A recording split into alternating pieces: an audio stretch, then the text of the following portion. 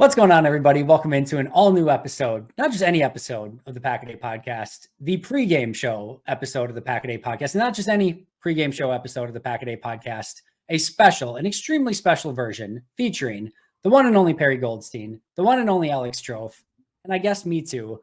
I am so excited to talk about this game. Full transparency, we are recording this on a Thursday. Sunday night football got in the way of us recording on our usual Sunday night. So we had to find a date and time that works. So we're recording on Thursday to talk about Packers Chiefs for Sunday. Enough about that, though. Perri Goldstein, Alex Strofe, how the heck are you doing? I'm good, Andy. And if we're going to be fully transparent, it is because Perri has a normal sleep schedule like a normal adult. Unlike you and me, we will both be awake at what probably would have been about a 2 a.m. recording time after the Sunday night game. But nonetheless, good to be with you guys. Excited to preview this game. And I'm good. I'm wearing my J Love jersey. So quick pre-show switch of the attire, but I'm good. Perri, how the heck are you?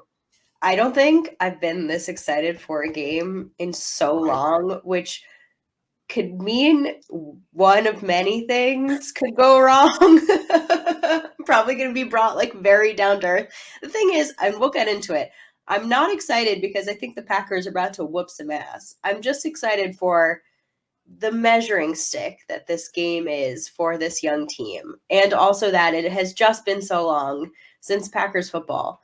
And Sunday night football at Lambeau Field, it's supposed to snow. It's just going to be such a good game. I'm going to use a super, super lame analogy because we always love to make lame analogies with kids sports and it doesn't really make sense. But so recently, our kids soccer team, we have been playing against older level teams. So we've been playing a year or 2 years older than what our kids have been normally playing at because they're a good team and they wanted an extra challenge.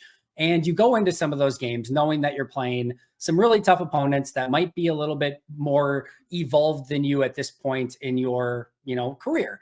And I feel a little bit like Green Bay is kind of going into that. And when we go into those games, it's not like we're expecting to just dominate and tear it up. We're going because it's a great measuring stick. And if nothing else, we are going to learn some crap about our team that is going to be really fun. And we're going to have some takeaways. And like I said, we're going to learn from it.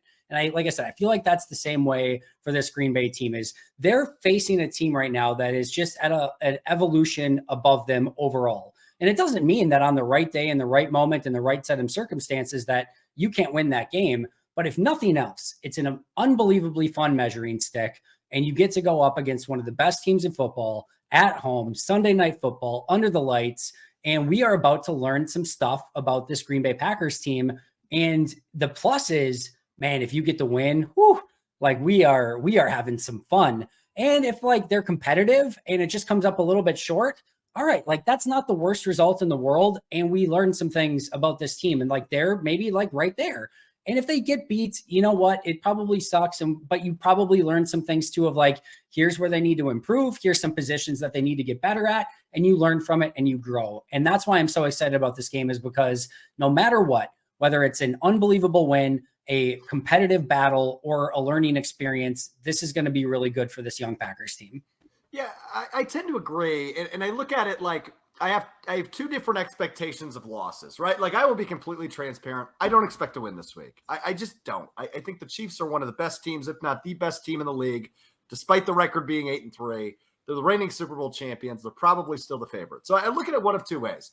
I look at it one, it could be a good loss. And my most recent memory of a really good loss prior to this season was the Philadelphia Sunday night game where Jordan-Love had to come in at the end of the game. Now, the score probably didn't indicate the way they lost that game, but you saw some flashes out of Jordan-Love, and you were like, there actually might be something there, despite maybe some prevent defense and end-of-game scenarios. Or this could go down the way San Francisco, I want to say that was 2020 season, where they just got their asses whooped, right? And that could be Sunday too, and I probably will still walk away with the optimistic outlook of, hey, this might still be a playoff team. So I think it's probably somewhere in the middle. But the way the Packers have played, especially on Thanksgiving, anything is possible. Is the youth movement hitting at the right time? Is this team peaking late? Are they going to turn into this young team that nobody wants to see as we roll into this easier section of the schedule and into the postseason? I don't really know, right? We're in this really fun period, as Perri alluded to at the top, where this is the most fun I've had as a Packers fan in a long time, because this team went from a 4-game losing streak of, well, I don't really know what's happening here too.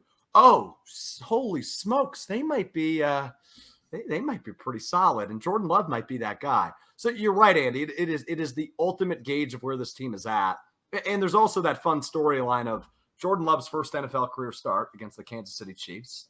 Perri rolls her eyes. But also now his biggest NFL start is against the Kansas City Chiefs on a national spotlight on Sunday Night Football. So I'm jacked up. I expect a loss, but I expect hopefully a fun loss.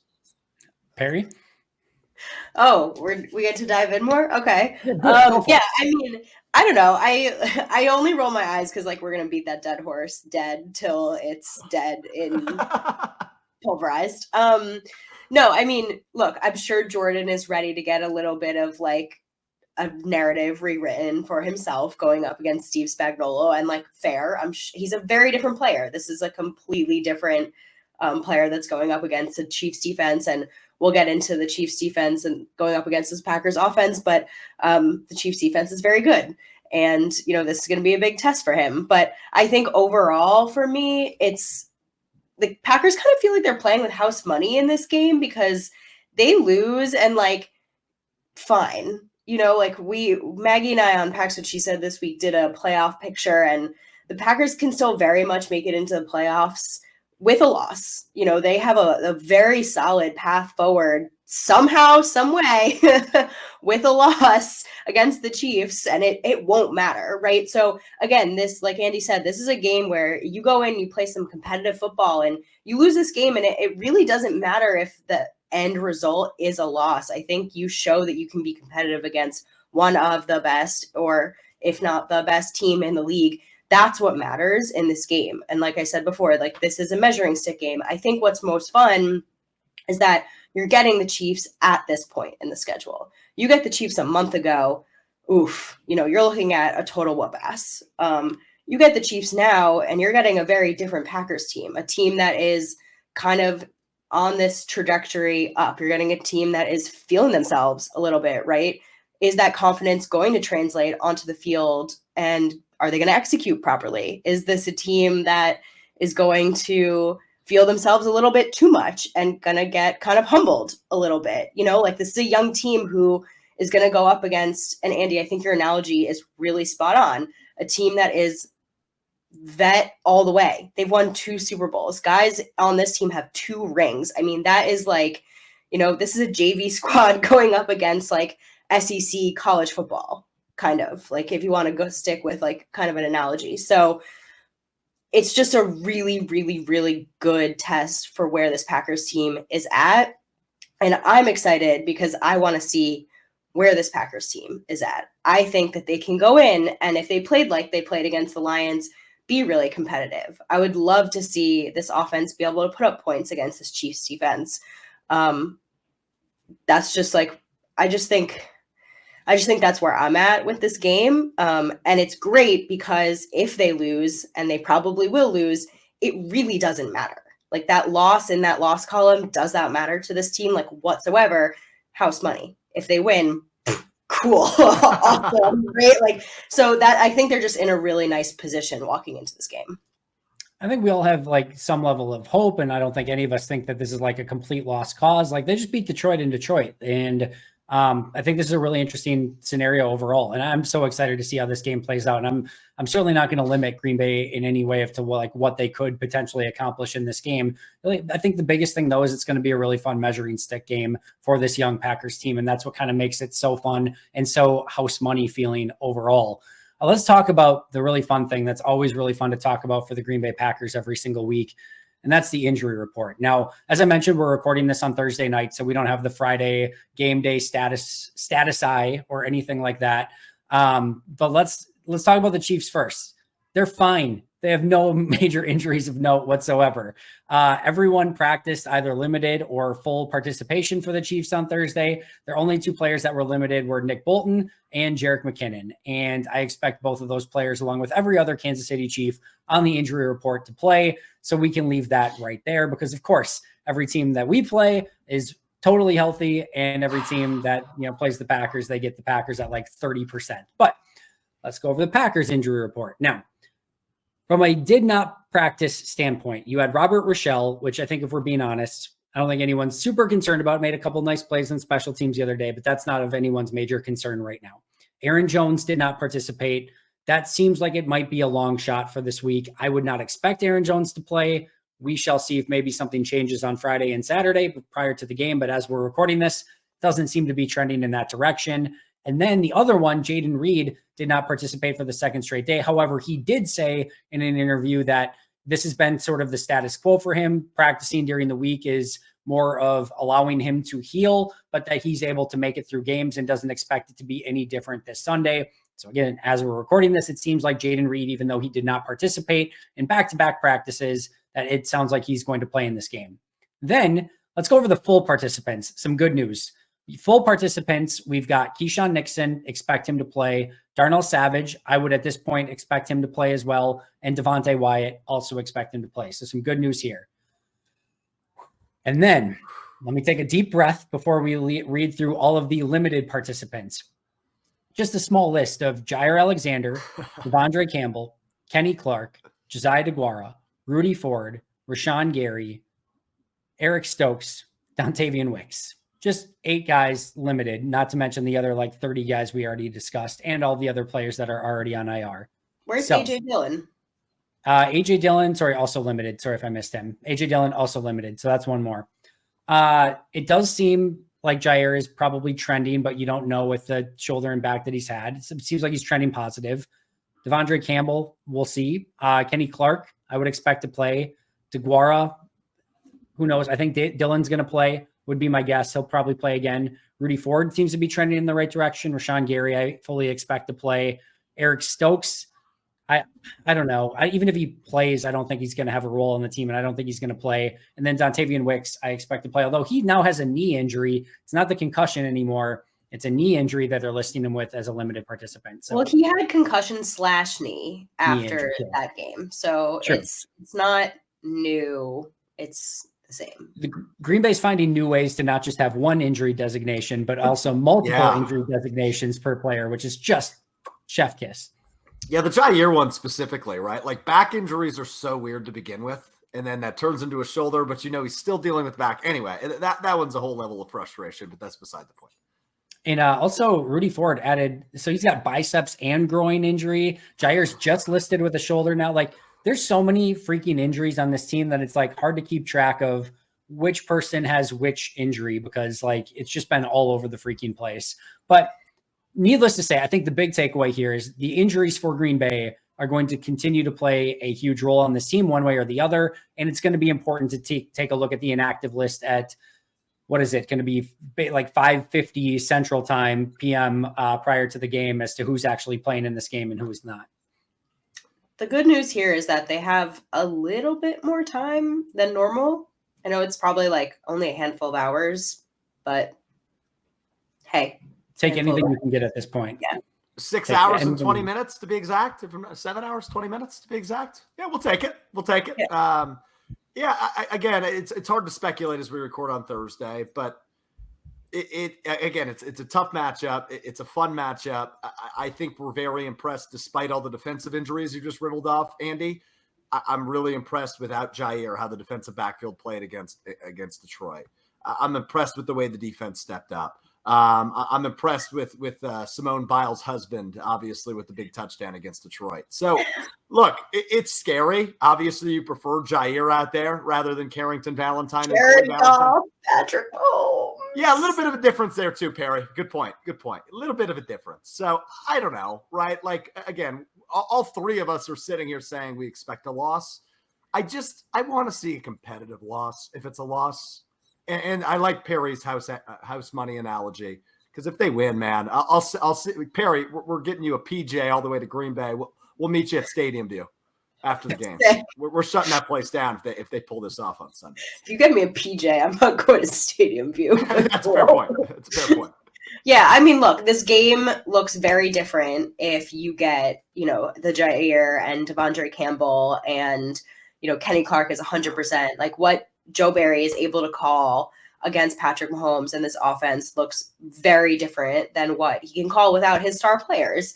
And again, I think the knock against this Chiefs offense this season has been like Patrick Mahomes really has Travis Kelce and like who behind him, but Rashee Rice has been kind of coming up so far. And, you know, he had a little bit of his kind of breakout game against the Raiders last week. Guys seem to have their breakout games against the Green Bay Packers defense.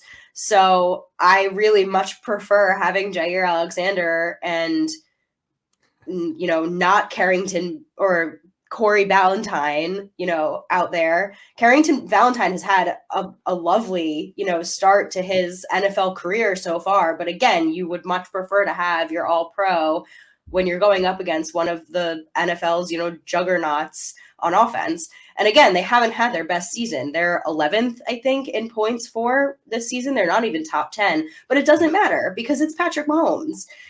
You want every weapon on defense possible. He can extend plays. He can use his legs. He'll do anything possible. I mean, him and Travis Kelce alone, they can beat you. So again, like we'll have to wait to see who's inactive and who's not. So it's hard to kind of speculate right now on Thursday, but you feel a heck of a lot better when you've got your star players playing. It's been interesting that it's almost felt like Joe Barry's been a little bit more aggressive without his full deck of cards the past couple of weeks, which has been a little bit interesting to me. And I think the other thing that's going to be really interesting is like, if they are fully healthy, let's just say everyone's a go, like who do they start at safety? Is it Savage and Ford, or do they get some of the other guys involved? Like who starts at corner? I think a lot of people expect it just to be Jair and Carrington Valentine. That's a really poor run defense corner group. Like neither of them are really aggressive as run defenders. Yeah, but the Chiefs aren't a good run game or don't have a good run game. I understand, but like they've gone in the past with Valentine over Valentine for that reason. There was a specific game with Valentine, and then they pulled him out and put Valentine in because they were more worried about the run and like they needed a run defender out there at corner. So like that's at least intriguing. I think it's going to be Valentine, but it's intriguing to me. And then like if Savage is healthy, they could theoretically try him in the slot instead of Nixon too. I expect it to be Nixon, but like Joe Barry has more options now. If McDuffie and Quay and Campbell are all healthy, there has been some rumbling at times of maybe McDuffie still having a role on the defense. That's interesting. Like, I'm just interested to see like when they have everyone, what does this defense look like? And does Joe Barry try some things? Maybe not, probably not, but I'm intrigued if nothing else. It's like option paralysis almost. Like he has too many options and he actually just doesn't know what to do with them. Because I had this argument on Thanksgiving where my dad really wants to see Joe Barry use Quay more in like a pass, like an edge rusher role. And he's like, I don't understand why they don't use Quay in like more of a blitzer role. And I was like, well, when you don't have him and Devondre Campbell healthy at the same time, you have to use Quay in the Mike role because you don't have Devondre out there. Like, who is your true inside linebacker? Like, you can't just send Quay on a blitz with nobody covering the middle of the field, right? So if they're both healthy, you can use them in a little bit more creative way. But at the same time, I don't have a ton of faith in Joe Barry to even use them in a creative way. I'm curious, Andy and Alex, then, is the way everyone's like, what's the way to stop Patrick Mahomes? Like, is the way, like, and again, like he is not a Jared Goff, right? You can knock Patrick Mahomes off his spot and he will scramble you to death and make plays, right? Like you knock Jared Goff off the spot and he can't do anything. But like, is this a game where the pass rush has to get home? Like it does pass rush, does Rashawn Gary, like, Preston Smith having another game like they did last week, does that I worry that actually like getting home and like setting the edge, it doesn't actually do anything against the Chiefs. I knew that's what you're going to say because you're correct, right? It's Patrick freaking Mahomes. He is maybe the best improviser we've seen, right? And that's what makes him so dangerous and also, except when he's playing the Packers, so unbelievably fun to watch because you mentioned it earlier, Perry, right? Like other than Travis Kelce, who on the Chiefs offense, not named Patrick Mahomes also, really scares you? Creed Humphrey. Right. Like that means nobody. So that's the really fun part about this is, if they can get home and sack Patrick Mahomes 4, 5, 6 times, it just ain't going to happen. But he doesn't get sacked. That's what I'm saying. At all. That's what I'm saying. It ain't going to happen. That's what I mean. So I don't know. I don't know how to beat them. Like, we're going to get to our keys to the game. It's going to be limit Mahomes. I don't know how you do that. Like, good coverage is the answer. Is Jair going to play? Are you going to? It just seems like, and I don't want to call it a lost cause, because this team, 2 weeks in a row, it seems like, it has found a way to pull out victories. And as much as they whoop Detroit, like a victory I didn't go into feeling very good about. I did a 3-hour pregame show thinking, yeah, there's a game they're going to lose. And I feel like I'm doing that again right now with you guys. They've found ways to pull things off. I don't know, to answer your question on Mahomes. Andy, go ahead on Or no, take the ball away, I guess. There's no perfect answer, right? There's not going to be anything that's just like, hey, guess what? Right. We figured out Patrick We've Mahomes. exposed We figured out We Patrick Mahomes. got it. Oh, Matt. But it starts up front, not with necessarily just specifically pressure, but with pass rush integrity. It's very similar to the way that teams played Aaron Rodgers, where the worst thing that you could have happen is you get upfield on Aaron Rodgers and he ducks up, goes to the right, and now he has free space to have full vision down the field with 5 guys doing their stuff after the initial route and coming open and doing all their crazy stuff, plus the ability to use his legs where, all right, if one of my guys doesn't get open, I'm just going to run for 20 yards. And it makes it really hard to spy Patrick Mahomes, because you have to have double eyes on Travis Kelce everywhere, especially from that linebacker position, whether you're using somebody to jam him, whether you're like doubling him, bracketing him, whatever you're doing, you have to have that. So it's like really tough to spy him as well. So the biggest thing is you cannot like have the pin your ears back, get up the field, run around the bend, and Patrick is just like, oh, see you guys later, and then takes up off the field and again can go anywhere that he wants, have full space to roam, look down the field, because when he does that, he can throw on a dime everywhere. So that's the biggest thing that you can't allow in this game. You would rather have the pocket slowly collapse around him and make it so that he's claustrophobic than like flashing color and he's just going to sidestep it and do whatever he wants. So I think it starts there. I think the other thing is that you do have to be very calculated of taking Travis Kelce away in key moments. Travis is going to get his, and you can't just bracket him and double team him all game long. You're going to have to be smart about it. You're going to have different plans of attack. But in key situations, you know he's going to look there. So you are going to have to double him on times, and that's going to leave some guys on islands. But you have to make the Chiefs running backs, and you have to make the Chiefs downfield targets like MVS and Rashee Rice and those guys beat you. And if they do, so be it. But you can't just let Mahomes and Kelce, you can't let Mahomes run free.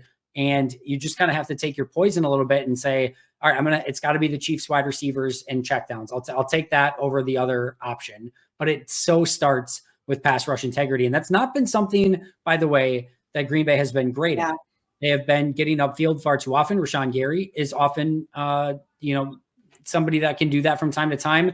And when they twist and pull, a lot of times, like, you'll bring Rashawn Gary inside, and then you'll have Devontae Wyatt swinging outside. And then all of a sudden, Patrick Mahomes is like, oh, that's a 300-some-pound defensive tackle. I'll just run right around him, and he's not going to catch up to me either. So you just have to be super smart about it, and they're going to have to maintain their rush lanes, or you're just going to get nuked. Yeah, that was the one thing while you were speaking. I was like, well, the Packers pass rush, their kind of like Achilles heel is actually sometimes rushing past the quarterback. Is all of a sudden you're watching, you're on the film, and they're like, oh, and now they're behind the quarterback. And you're like, well, you did it. You got there, but now you're not. You went too far. That's a win for the offense and the offensive line, by the way. Like, that is a huge negative for the defender. If he gets behind the quarterback and just allows it, like, that is a loss for the defensive lineman, and that is a win for the offensive tackle. So, yeah, you want to see Preston and Rashawn faces and not around as much, because again, it just opens up those rush lanes for Mahomes and makes things very challenging for the rest of the defense.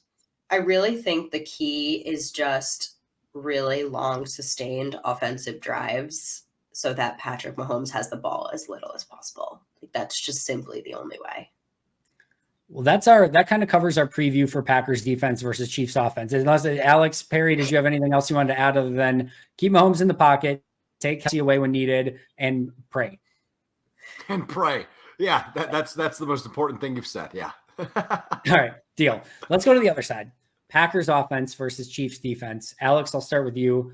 What do you want to see from this Packers? Because By the way, this Chiefs defense is probably better than their offense. Spagnuolo is on one, and Trent McDuffie is a absolute stud. Chris Jones is an absolute stud. Good safeties, good corners, good linebackers, good edge players. George Karlaftis is getting better. Like, it's a good freaking team. Yeah. Karlaftis was the name I was going to bring up because I think all three of us a couple of years back when we were doing like draft preview shows, it was a draft crush all the way for all three of us.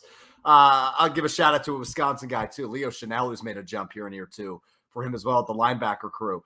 Yeah, what I'd like to see, to answer your question, Andy, is exactly what I saw against Detroit, which is a fast start and establish the pass game early. And just to see Jordan Love pick his spots selectively and correctly early and just establish the tone early, which opens things up, right? And I think we're under the expectation. Again, we're recording Thursday. We won't know, but we assume we won't see Aaron Jones. You want to get an early lead if you have the ball first, or even if you score first. That way you have maybe a little bit more cushion to utilize a guy like A.J. Dillon, who, again, plays his best football in December. December 3rd is the date of this game. I don't know. It's a theory. I just think picking your spots early, getting out to a fast start, and I don't know. This is a good defense. This is not the Chiefs defense I'm used to talking about, right? Because this is usually their, to use the term you used earlier, an Achilles heel. They loved shootouts back in the day. They have allowed the second least points in the NFL this year. The Kansas City Chiefs have. Like, this is a freaking dynasty. This is why I called them the best team in the NFL earlier, because their defense might, as you just said, might actually be better than their offense, which, by the way, has Patrick Mahomes leading it. So this is what makes me more nervous. But again, it goes back to, this will tell us a lot about Jordan Love, whose trajectory has been on a strict incline the last 3-4 weeks. So what I want to see is a fast start early that allows things to open up. Do I think that'll happen? Probably not. Perri, give me a better insight than I just gave you.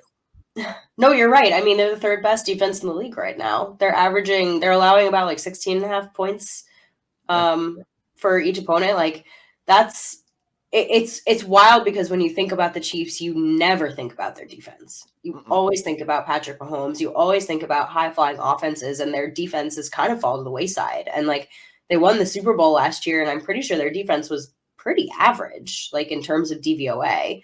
And all of a sudden you think about a Chiefs defense being top 5, that's scary, like really scary, because you know that Patrick Mahomes in this offense is going to figure it out. I mean, even with like a pretty subpar weaponry around him. Yeah.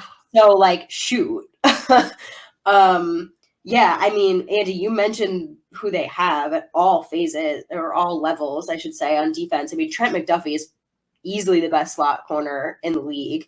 I think PFF has him as like the best rated defender on the Chiefs defense. And Jordan Love loves the middle of the field. So it's just going to be, is Jordan Love's accuracy where we think it is, or has it been that he's had some wide open holes, right? Is Matt LaFleur scheming guys open? Can Jordan actually hit some of those smaller window throws? We're going to find out. You know, I would not be surprised if there are turnovers by the Packers offense in this game.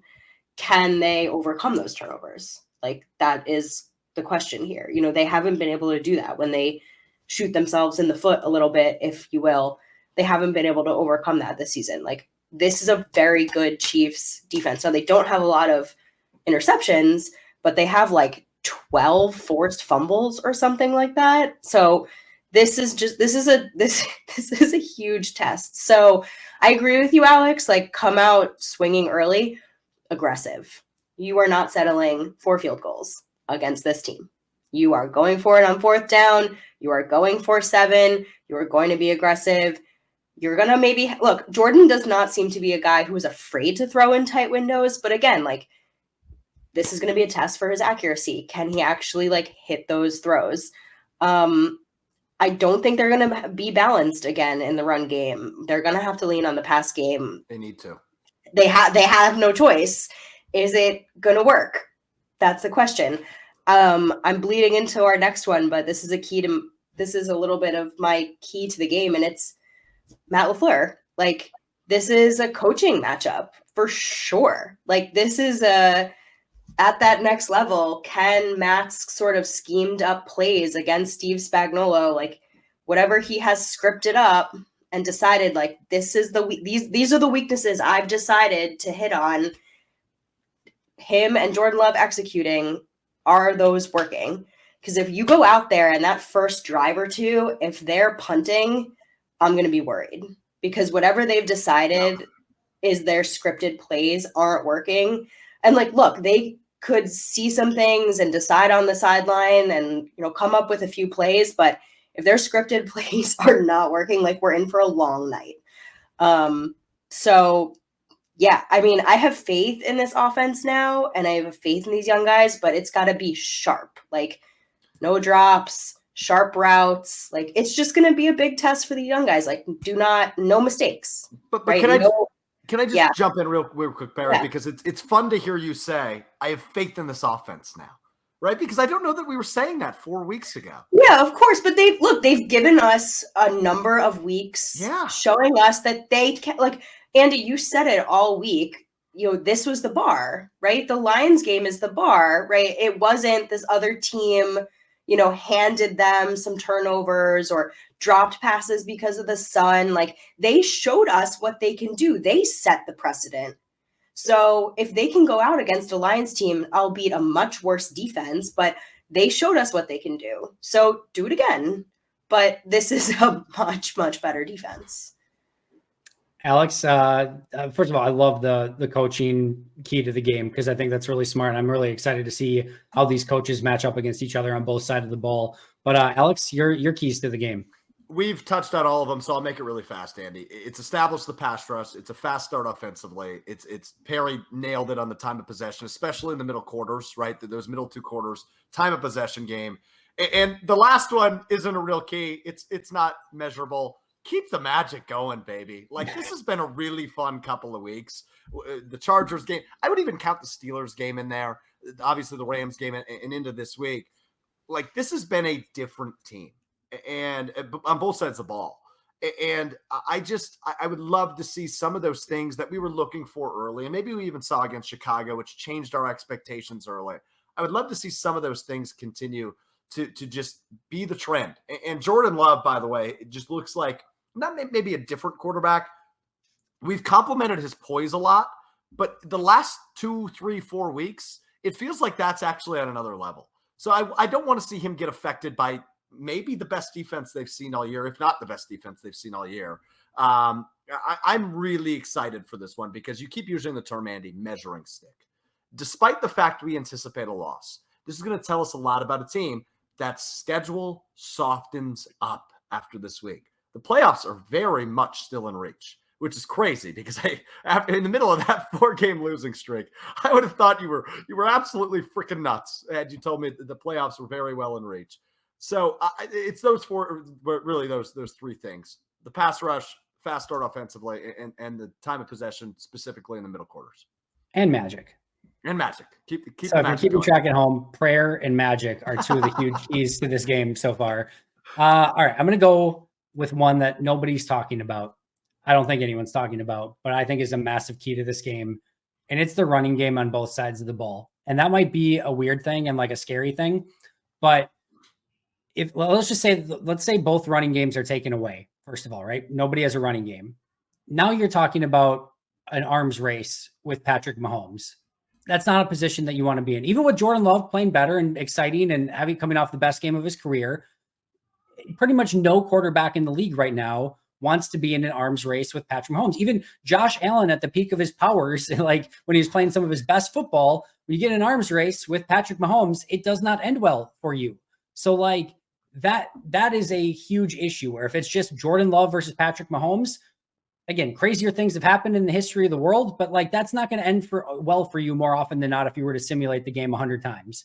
So Green Bay on their side of the ball has to find a way, whether by hook or crook or some crazy play or whatever it may be, to get the run game going in some capacity, at least make it where like, all right, Casey has to give it a token, like, all right, we're going to have to at least do something to make sure that this is not, it doesn't get out of control and they're not rushing for 5 yards per carry or something like that.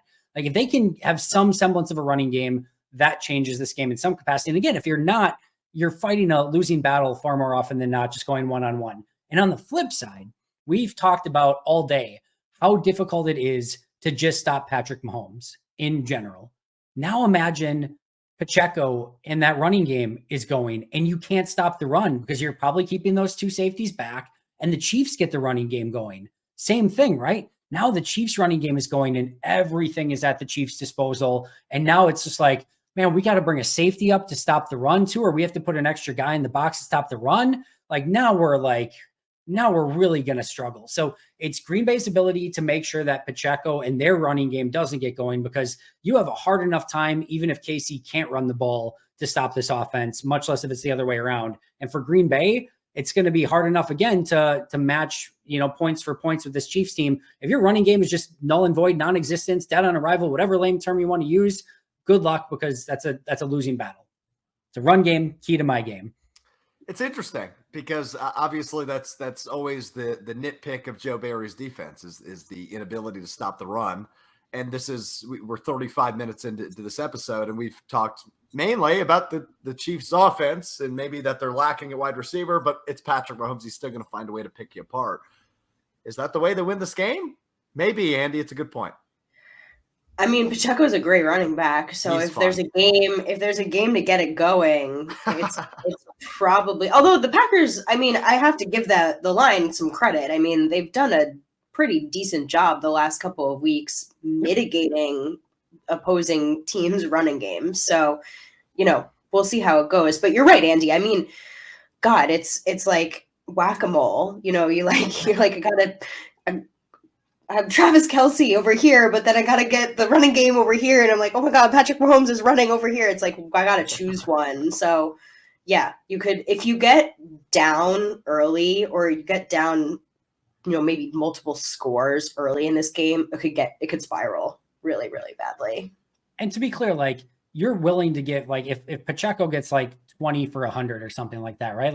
All right, you got 5 yards of carry, that sucks, but you can live with that. You can still find a way to win with that. And you're kind of happy that Mahomes didn't have 20 extra pass attempts in that situation, rather than you're okay with that. More what I'm talking about from a defensive side of things, you can't allow another 200-yard game on the ground. That is a massive recipe for disaster. And if KC can just run the ball at will, then it's good night, nurse. So you got to be able to stop the run. You got to be able to run the football in some capacity, or if not, again, you're fighting an uphill battle. All right, lightning round the rest of the way. Matchup that you cannot wait to watch. I'm going to go first really quick. I can't wait to watch Creed Humphrey versus Kenny Clark and Joe Thuney versus Kenny Clark up front. Those are just those are the type of matchups that I get so excited for and geeked up for. And Green Bay needs to get interior pressure. And it's going to be hard against two of the better players in Thuney and Creed Humphrey, but Kenny Clark's no picnic to play against either, and he's playing really well right now. So can't wait to watch that one. Perry, what about you? I said mine already, but it's Maddie versus Steve. All right, I like it. Alex? Patrick Mahomes versus whoever the hell is playing in the defensive backfield, whether that's Jair and Rudy or at corner and safety, or if neither of them are playing. Patrick Mahomes is fun to watch. I hope the Packers defensive backfield is more fun to watch. All right, I think we've given plenty reasons to be semi-concerned about this Chiefs team in this game. So let's go with your biggest reason for optimism. Alex, we'll start with you this time. What is your biggest reason for optimism in this game? Magic and prayer. No, I just think that the way this team has played on both sides of the ball the last couple of weeks, we saw them against a team we didn't think they were going to beat. By the time you're hearing this, what is that, 10 days ago? I just think this team's plan is starting to come together.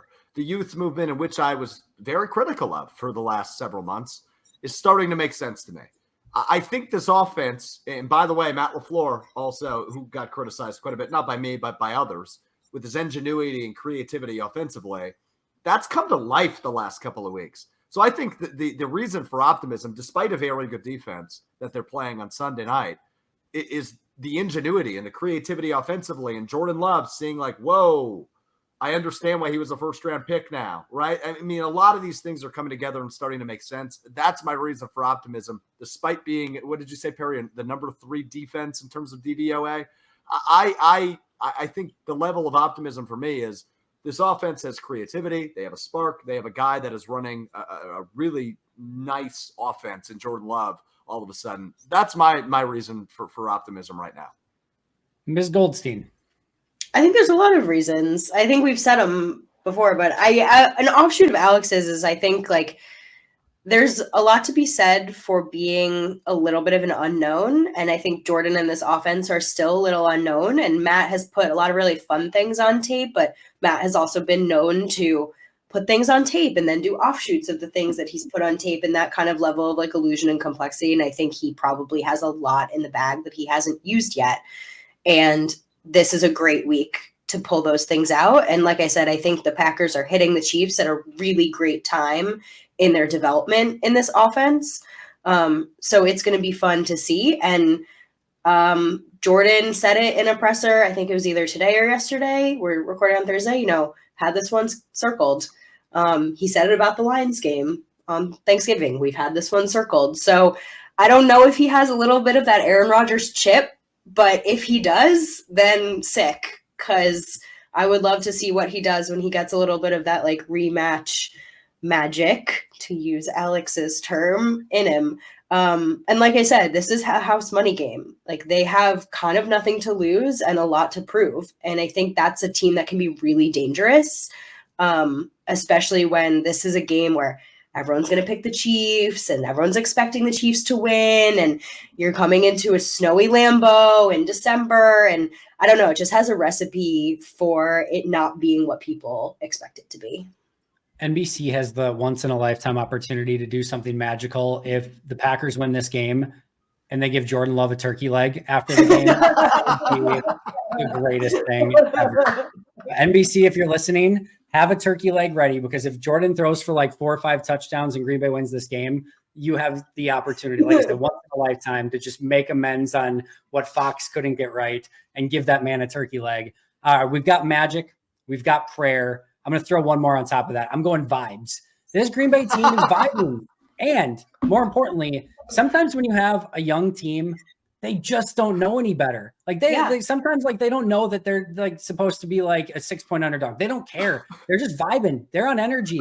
They're like in the right frame of mind. And sometimes like when they were in that 4-game losing streak, like you could tell vibes weren't the same. Vibes weren't great. And like now you could tell this team's like, hey, we just beat the Chargers and Justin Herbert. We beat Detroit. Like we're in a good place. Like they're coming to our place. Everyone's expecting Casey's going to win. Jordan didn't get a turkey leg. Look the heck out, because that's my reason for optimism, is that this team is vibing. They're on the right course and they don't know any better. So that is why I think there's reason to roll with Green Bay in this game. Andy, I love you, dude, but you gotta listen to me for a minute. I understand you're referencing the young team, and I know Perri and I are still in our 20s, but vibes and vibing, I don't know if that works. No, I love it. Don't put him down. I appreciate it. I respect it, but I don't know if it works for you. I don't know if it's a good fit for you. Andy, don't listen to him. It worked. Perri, this will be our last episode recording with Alex. So Alex, it's been really fun. All right. Final thing in Alex's last episode, our final score prediction for the game. Perri, I'm going to start with you. Rightfully so. Okay, so I'm going to stick with my Pax, which she said score. And I said it was going to be 33-30. Wow. I initially picked the Chiefs. I still feel like it's going to be the Chiefs, because I got you with vibes, didn't I? I got you with vibes. No. It would be a little insane of me to pick against the Chiefs. However, I'm going to caveat this by saying, if we have not seen yet an Anders Carlson walk-off win, it hasn't happened yet this season, right? We're due. He's due. He's had a little bit of a bumpy road. He's due. So if we happen to flip that score and it be 33-30 Packers, I'm here for the Anders win. Just saying. All right. I was very similar. I have 31-30 Chiefs in this one. Wow. Green Bay keeps it close. Green Bay keeps it fun, high scoring, but Chiefs find a way to win at the end. Other guy, what do you want to talk about? 30 points each, man. Perry, is Anders Carlson due? You keep saying that. I'm just I don't know. Yeah, I'm not as I want him to be a good kicker. I don't want the I do Packers too. to have this like weird kicker thing. No, I'm with you. I don't know if he's due, but I want him to be He good. hasn't won a game for them yet. He has not had to come in and win a game yet. Yeah, unfortunately, I don't think Sunday will be that way either. I do not have the Packers putting up 30 points, but I do have the Chiefs. I will take the Chiefs 31-21. I think it's closer than maybe the score indicates. I think it's within a touchdown or less throughout most of the game. I think Jordan Love looks good again. I think the Packers defense will pick off Mahomes once, if not twice. I think Jordan Love will have an interception. I think it'll be a fun football game. I just think the Chiefs are the better team here. So I'll take Chiefs 31-21. Spoken like someone who doesn't understand the vibes of this game is what I could. You're so good, dude. You're so good. Oh, amazing. Perri, Alex, it's been fun as always. Fun to do a pregame show. I don't know if we've ever done a pregame show before, so definitely fun to do. Always usually doing a post game or kind of after the fact, but ton of fun. Really looking forward to this game. I think we can all say whether it's a measuring stick, whether it's a house money game, whatever it is, should be entertaining, and I think we're all excited to watch it. Perri, where can we find all of your amazing work out there on the internet? Well, unlike normal, I mentioned Pax What She Said, I think twice in this episode, which I never do, but I do have another podcast with Maggie Loney. It's called Pax What She Said. You can go follow us on Twitter, on YouTube. We post all of our content on YouTube, anywhere where you find your podcasts. For Perri Goldstein, I'm Andy Herman. That's going to do it for us. Alex, where can we find all of your stuff? Yeah, you can find me on Twitter at Alex_Strope. You're such a Richard, but I love you so much, buddy.